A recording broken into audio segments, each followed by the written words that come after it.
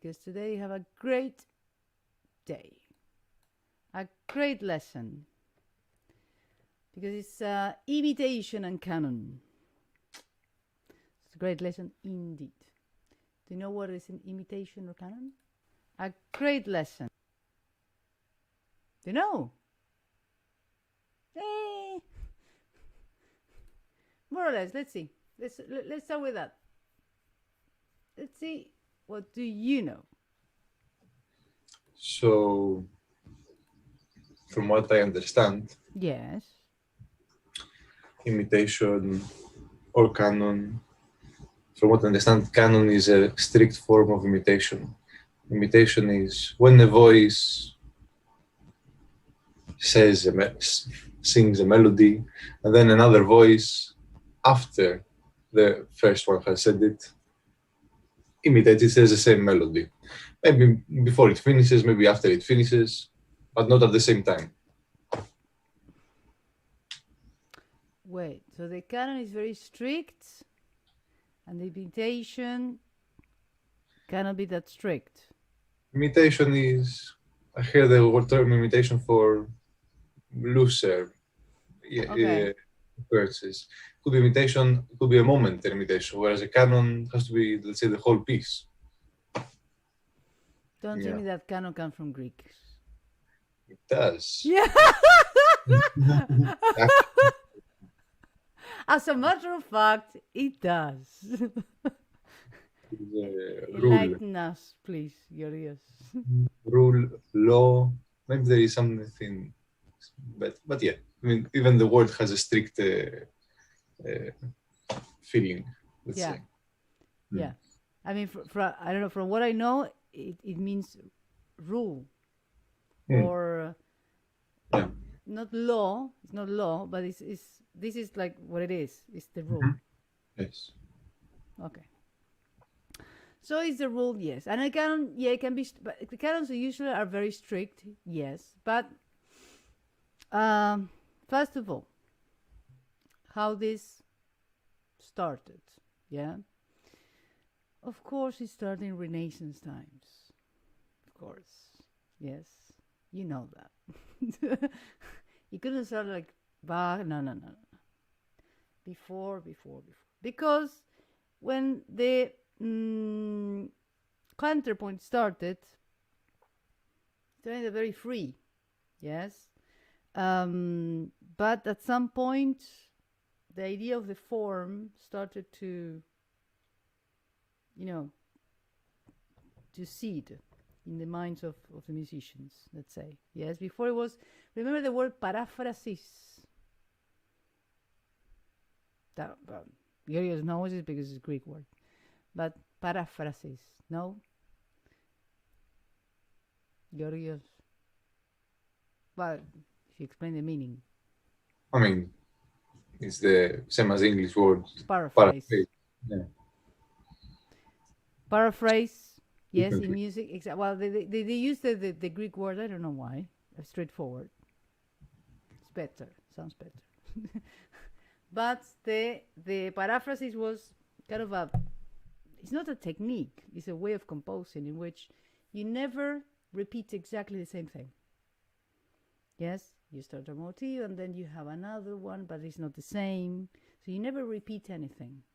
Yes, it's a becoming of something else and something else and something else. That is what was in the idea of that time, 13th century, yes, more or less. But there was no form. The idea of the form was not there because of these paraphrases, yes. And at some point, the idea of the form started to seed, yes, in the mind. So, what do you need to clarify a form perceptually for us? Well, first of all, a beginning and an end. That's, yes, you need a frame. That in a way it was already there, yes, by the cadences, yes. So for them, the form was the the phrase, yes, the sentence, let's say, yes. So when you have full stop, you have a cadence. But the only thing is that at the same time that one line was doing like a full stop, another line was starting. So musically, yes. So the text was very important. So the text gave like the form, but musically not. So they started to think about musically how they would determine the form. And they came up with a very nice idea, which is imitation. Yes, when you start something and you imitate, repeat it, you first of all, you listen to it again. And if you listen to it again, you will retain it. If you start, remember, if you listen to something and it's always changing, and it's always changing, it's always changing, how can you retain something if it's always changing? You see what I mean? So imitation was the beginning. And we're going to have a couple of examples. Yeah. So the imitation can be basically imitations when you have a melody that is copied, yes, in a voice, in an instrument, in a voice, whatever, that is copied, yes, but another voice. At some interval in pitch, an interval in time. Yes, so distance in pitch, octave, fifth, fourth, whatever, yeah, unison sometimes, or interval in time. So it can be 2 notes away, 3 notes away, 4 notes away from the initial note. Yeah? It can be done by one melodic line, it can be by pairs. Yes? We're going to listen to the one example. We're not going to study we're going to focus the lesson more in Baroque. Yes? Because from now on, we're going to focus more in tonal music. Yes, not in modal music. Because modalities has a lot of more things, yes, that basically we won't specialize. Yeah. Okay, let's see. Share the screen.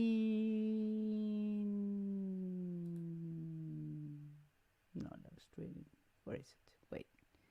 I'm getting lost. Where is my screen? No. Oh, there you go. At last. Okay, so this is one of the examples. Orlando di Lasso, yes, from the Netherlands. A lamentation from the prophet Jeremiah.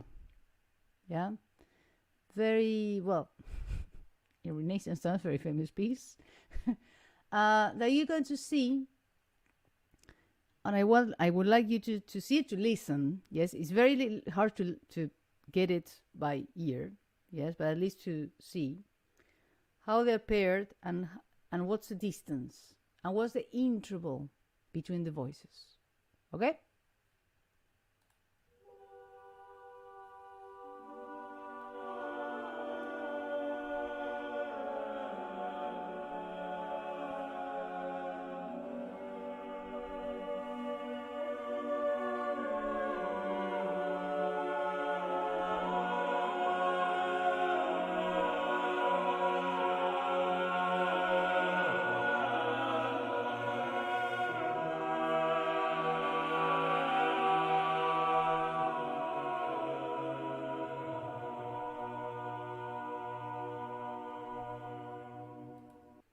Up to there. It's very short. Yes. Try to not falling asleep at this time with this music, okay? Because it's very soothing. Yes. Okay, so first of all, well, very, very simple. But not that simple. but simple question. Which key is this? Laura, which key is this one? Which key is this piece? B minor. Why do you say that? Well, it starts and ends on B, and the key signature, it can either be D major or B minor, and it sounds way more. It can be, sorry again?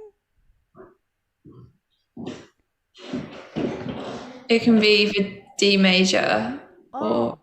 Okay, no, because I heard a noise that I couldn't hear. Oh. Good. Yeah, and it sounds minor, sorry, not major. Good. And which chord did it end? Just saying. On a B chord, and it's got the D sharp as well. So B major. Yeah. And then on which chord, if you had to tell me which chord did he start the melody? The piece, sorry. B minor. Yes. But it's... I mean, because you've got a GBD, so technically it's like, what is it? This chord 6. Very good. So that's why we are not studying this music. Yes, because it's extremely free. Yes, it's G major.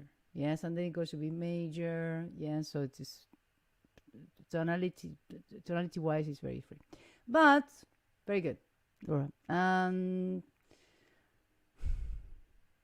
if you have to describe how the voices are paired, I don't know. You have SA T1, T2, tenor 1, tenor 2, bass. Yeah, how they're paired. Well, soprano and tenor 1 are kind of doing the same. Soprano and the tenor, and tenor the 1. same. Well, in the first 2 bars, they're doing exactly the same, like on the same notes. Oh no, wait, but an octave down. Okay, very good. Same notes. Same notes. So soprano, tenor, octave down. Good. Anyone else? Soprano and alto sing together in the beginning, then the 2 tenors sing together, but then the alto and the second tenor sing bars 3 and 4 sing together, and then no, then I don't see any other. And bar 3. 3 and 4, yeah, right? Bar 3 and the bass and the soprano. Yeah, exactly. Yeah, so that is how they started to organize the discourse. By this imitation, I mean, when you listen to it, maybe you're not, we're going to listen to it one more time, trying to listen to the voices, yes? But this is how they would organize discourse, yes? By imitation, but at the same time, because they were combining each other, yes? You have, as you very well said, soprano and alto at the beginning, yes? Now tenor 1, tenor 2, then alto and tenor 2, and then bass and soprano, yeah? Bass and soprano are not at the same time, by the way. Yes? So the quavers are at the same time. Sorry? The quavers are at the same time. Yes. Not at the same time, the attack. Yes. But yeah, very good. So you have an interval. I mean, and well, Laura was saying that she I think you were focusing more on the exact repetition. Yes, exact notes. Yeah. But one of the things that we perceive, yes, in music is not the exact note. That is the idea behind the canon and the imitation. exact notes are not very important. Yes, but as long as you have the same intervals, the same relationship of intervals, it will be fine. Yes, you will understand that it's the same thing. Even when you pair them by this, yes, for example, you have the soprano and the alto. For us, in music, it's the same thing. Why? Because they have the same rhythm, first of all. Yes, first. And this will have sense later, because in the imitations can be not only by, or the canon, yes, not only by pitch, but by rhythm. And you can do canons through augmented rhythm, yes, or diminished rhythm. And that is not something that we are used to, we can perceive. As long as the rhythm is the same, we understand. It's the same thing, yeah? And then the direction of the interval, yes, is similar, direct.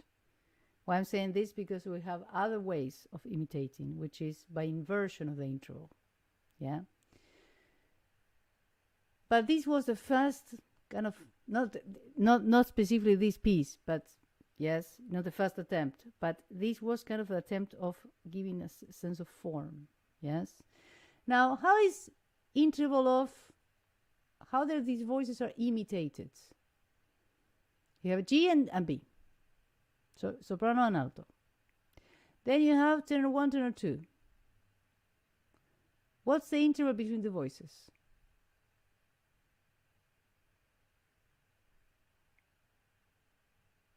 Or it's a third between the alto and soprano. So you have alto and soprano is a third, yes. And then between the two tenors? A sixth. Between the two tenors? Third, sorry. The third, there you go. The wrong way. And the interval between the alto and tenor 2? A third.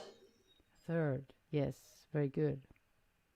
And then between the bass and the soprano? Third, again. I mean, we can argue that it's not a third, it's a tenth, but it's, for counterpoint, it's the same thing. It's a third, yes? So first of all, it keeps, the intervals consistently. Now, the interval of time, the imitation by time, which is the interval that is that we have from the first note, yes, of the soprano and the alto, and the first imitation. The interval of time, the note values, let's say. I mean, after the first one starts. Yes. So after this one starts, at the first attack of the first note, that we're going to see what's the name of that, to the second part, to the tenor 1, tenor 2. A minimum. Yeah, a minimum. Now, from the tenor 1 and 2, what's the next imitation? How far is, and which are the voices?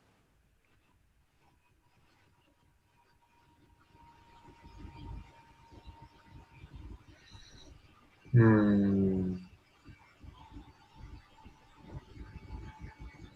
minimum and a semi-brief on the bass. That's where it starts. Yeah. The soprano comes a bit late. Yeah, we can say that the first attack is on the bass, yes. And the last imitation, Laura, how far from the bass?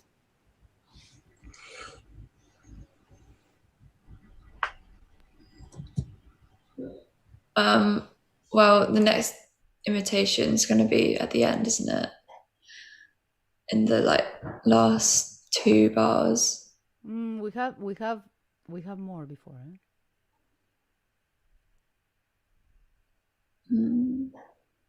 So you have 1 soprano alto, minimum away, tenor 1, tenor 2, semi-brief plus minimum away, bass and soprano. And Okay. I know what you mean. I'm sure that you mean the bass and the alto. Yeah. But it's another one. Is it next to the quavers, next to the dotted minim on the bass? Tell me the voices. Voices and bars. So in the bass you have the AGF. Yes. And then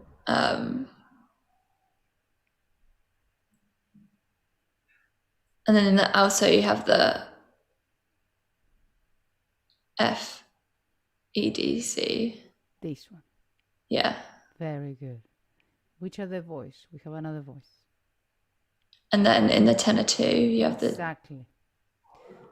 So how long away? A minim. A minute.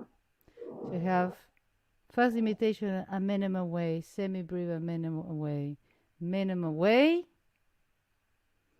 And then you very well said there's another imitation. Yes, it's true.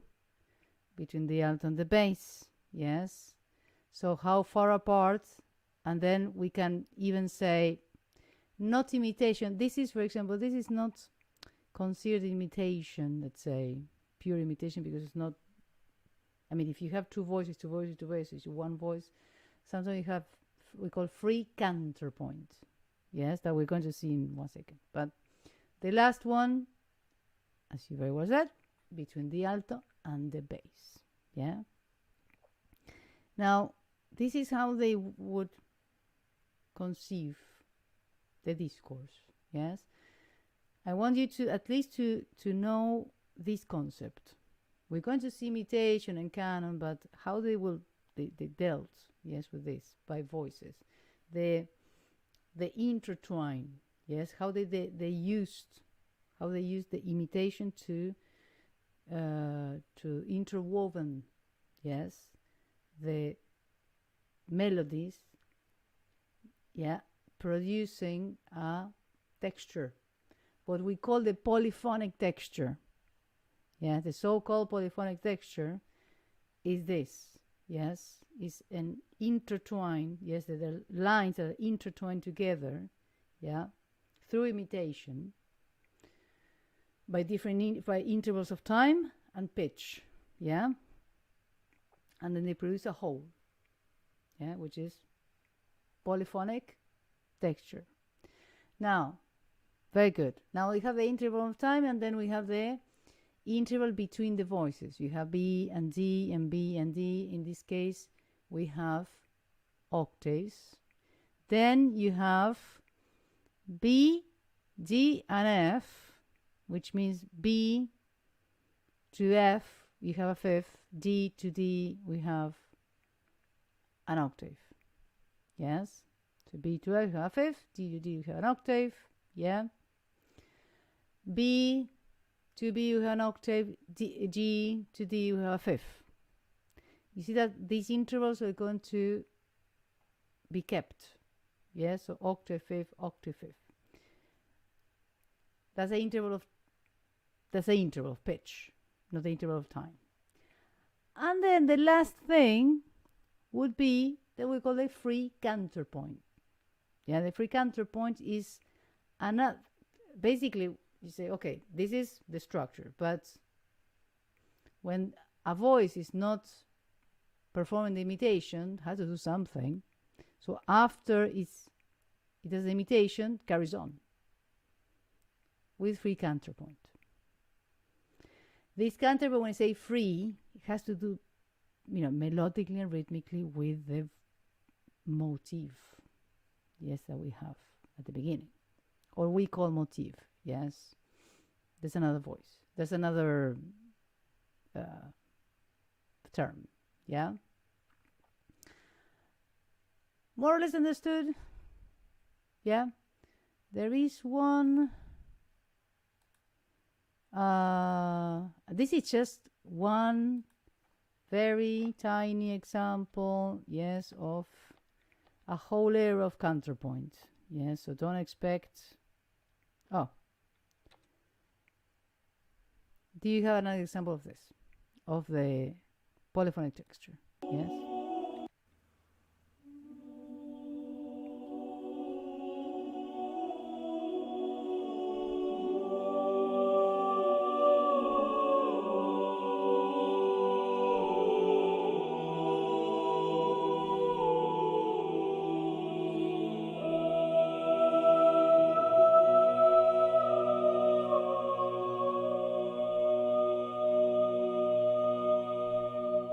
Up to there.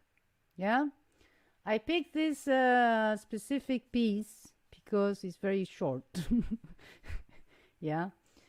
Now, in a nutshell, let's say, yeah, you have, let me see if you can tell me, yeah, in this very, very, very short, I mean, we have basically 4 bars. What's the structure of melodies, imitation, how they imitate each other, which interval of page, interval of time?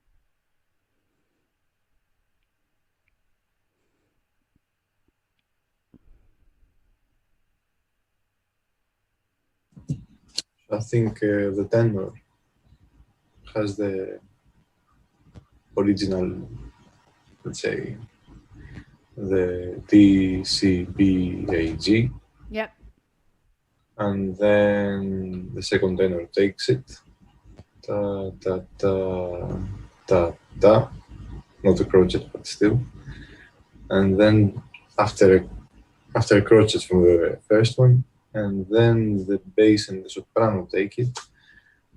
Although the soprano sings it twice. Da, da, da, da, da, da, da.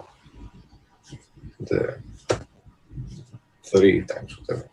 And then the 2 tenors, no. Then the first tenor again. After a crochet.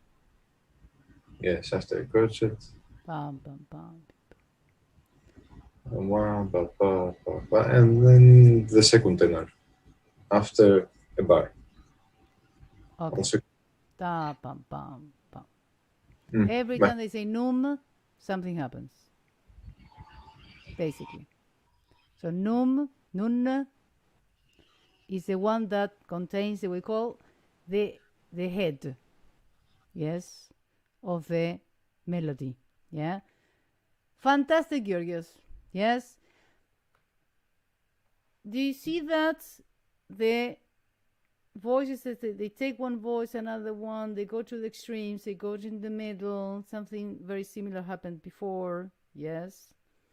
So they start covering, yes, the whole range, yes, of the piece, yeah. And I don't know if you have noticed, very similar happened in the previous example, that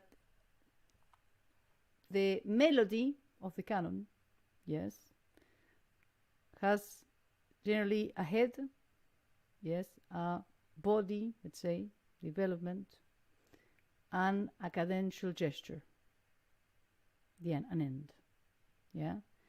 Now, the head is the one that we have to, respect. We have to follow.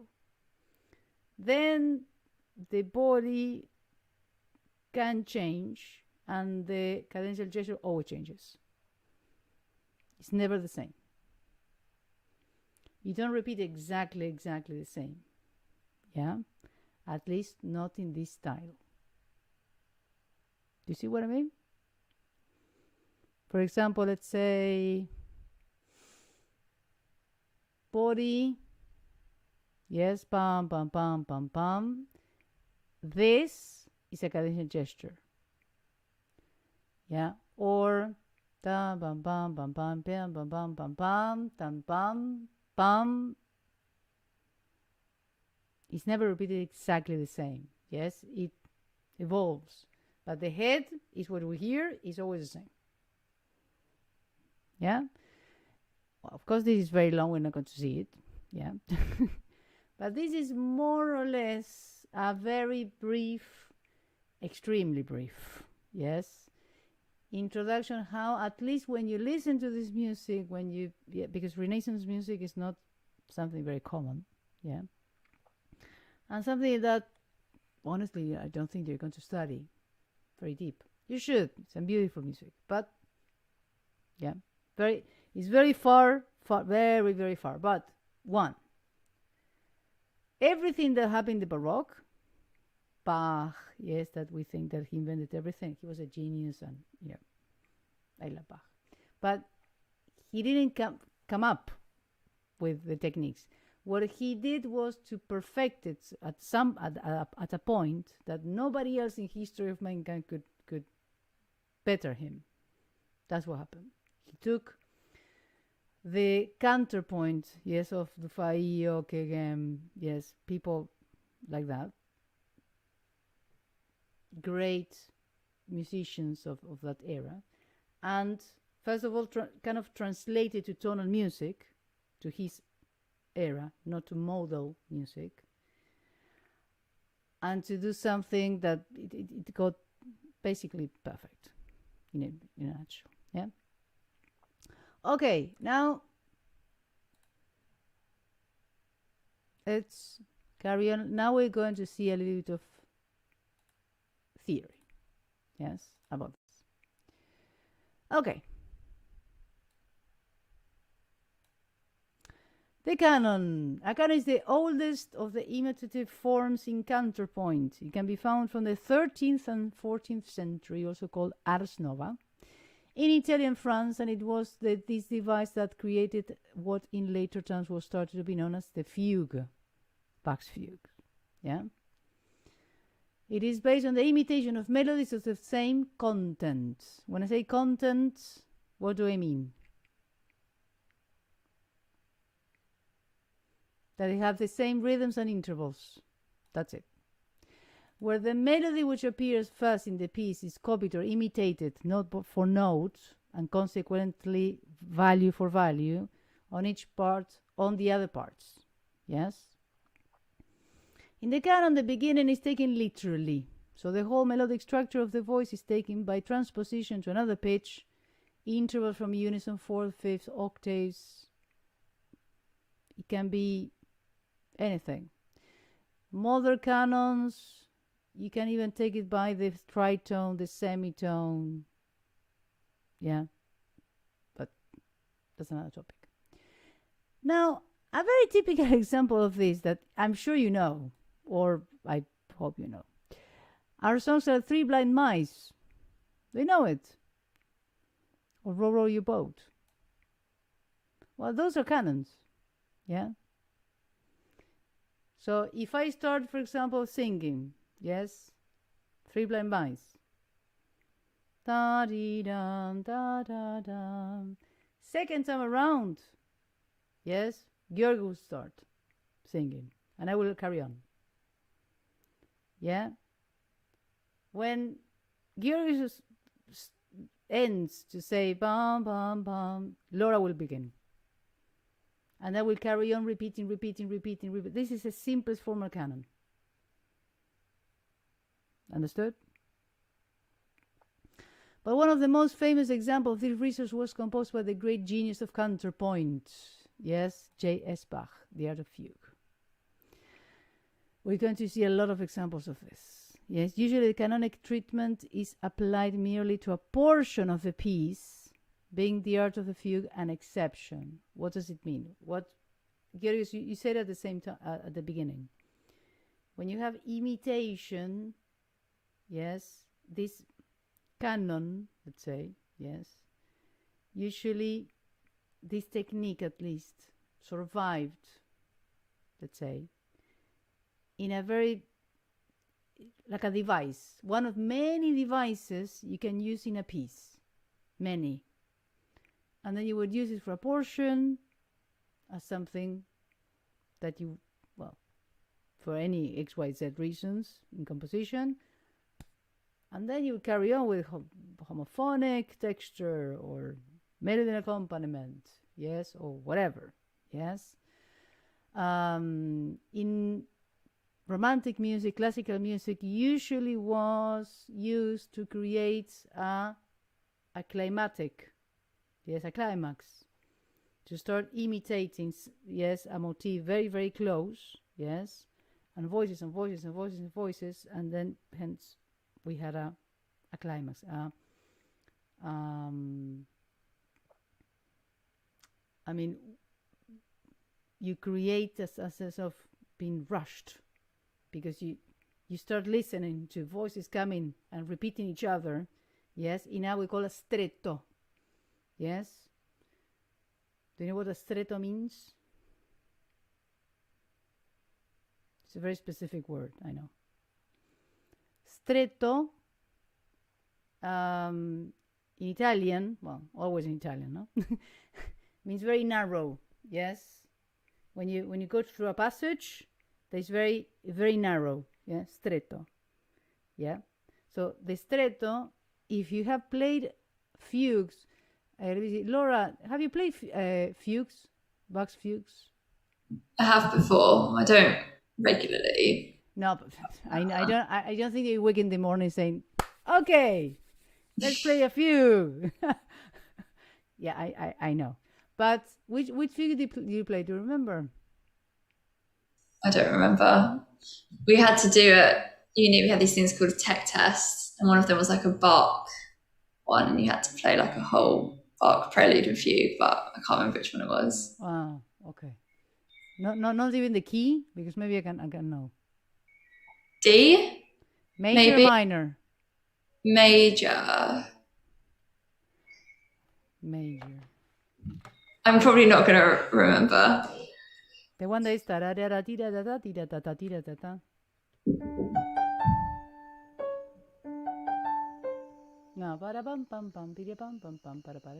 no, doesn't matter. Well, at the end of if you listen to Bach's fugues, which I recommend, at the end you're going to listen to that the motif starts, and then before the motif ends, restarts on one voice, and then another voice, so that creates a sense of climax. Yes, so that's why it's called stretto, because it gets narrower and narrower and narrower. Yes, so before it ends, starts, and then starts even closer and closer and closer. Yes, to the beginning of the subject is, well, we say subject in the fugues, okay? No, technical term. But that's why it survived, yes, but not as purely a device of composition, okay? Like in the musical offering, yes, of Bach, for example. So when a melodic idea in one instrument or voice is imitated on a second voice that begins before the first has finished, we have a canon. The first voice is known as the leader, or dux, and the follower, or comes. Dux and comex are Latin words, yeah?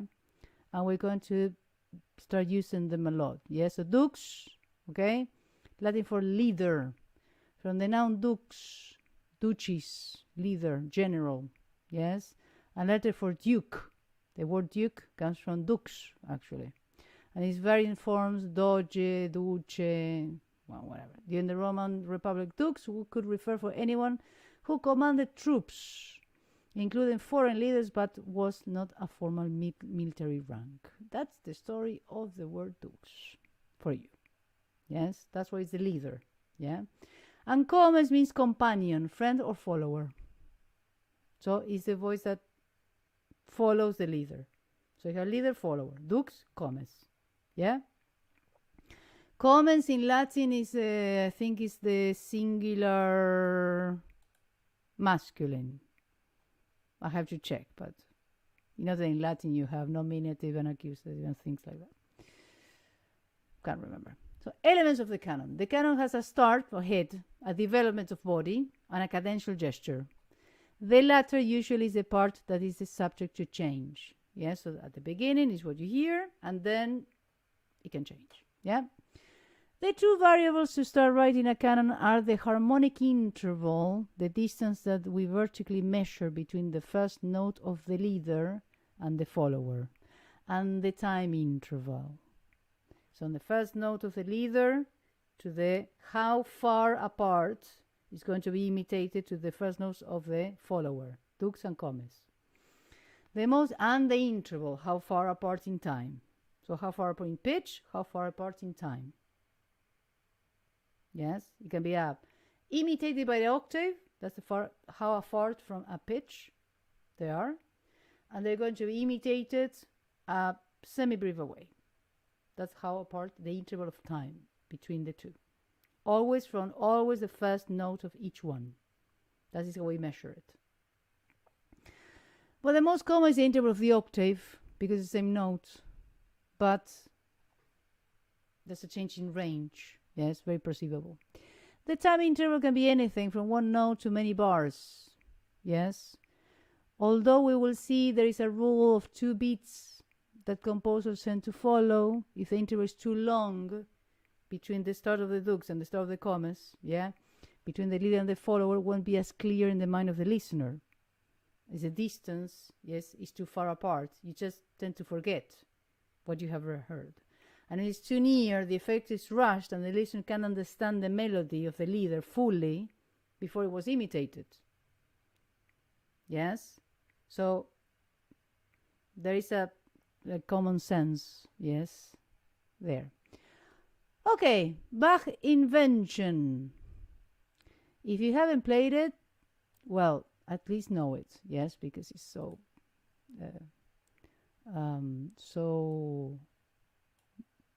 famous.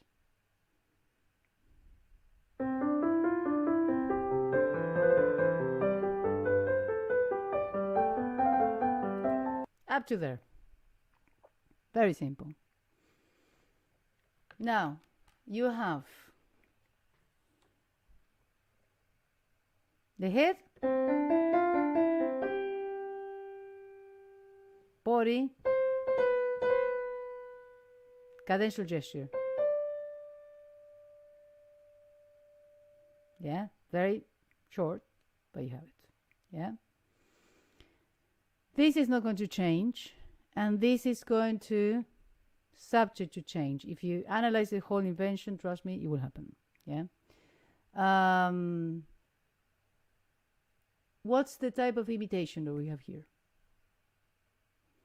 What is the interval of pitch that we have? The first is an octave, then a fifth. And an octave. From the fifth. There you go. Good. Exactly. So you have octave, a fifth away, an octave away from the fifth. Is this the same distance between the imitation by the octave and in the imitation of the fifth? Is the same distance in interval, in time? Yes. A minimum part, all of them. Very organized. Very organized, And then you're going to see that if we keep on listening, This is we got an episode. We're going to see about that.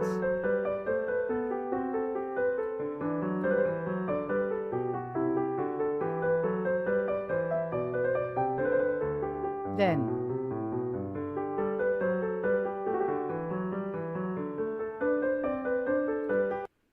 so Laura, what happened here? What do we have? Well, it's an imitation because the right hand's basically just kind of repeated itself again. Not exactly the same, obviously, because it's different notes, but it's the same idea. From which, I'm talking about 11, right? But in bar 11, you have left hand, imitation by the octave. What happened with the body of the motif?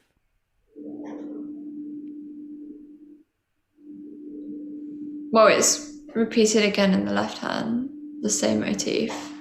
It's just repeating the same. Are you sure? Look, the body, this is the head. There was the body, there was cadential. When it's repeated, where is the body? In the left hand. No, that's the head. But after the head is the body. But the body of the imitations by the fifth. That's why I want to clarify. You have the body, you have the head. Yes? Up to here. Body. Body plus cadential. Cadential gesture. This is imitated. The body is gone. That's why it's subject to change. Yes? What remains, yes, is the head, always. The body can change, even not appearing. Now, what you hear here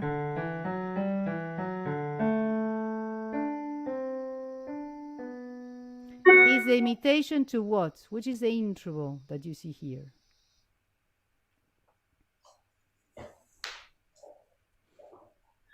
Well, the D, do you mean from the D to the G? Yeah. It's a fourth. There you go. Then we tend to relate to the circle of fifths. If you have G major, you wouldn't say fourth. You would say a fifth away, because G major, everything is related now. G major, where's D? It's a fifth away. It's the next one. And the imitations in Bach's time are going to be like that. Yes? And or that we're going to see in inventions and fugues, he will have his safe area, and that is where we're going to start connecting with harmony, because Schoenberg, just saying, has these circles, yes, around, yes, that we're going to see on Saturday, by the way, yes, around a tonic that we start, yes.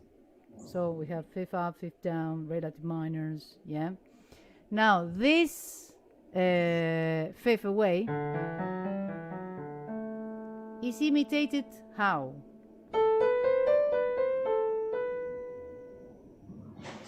From here. This is dux, this is comes. A fifth away. A fifth away. So dux comes, the comes becomes the dux comes, the comes becomes the dux is imitated by the comes. So it's a chain of imitations, okay?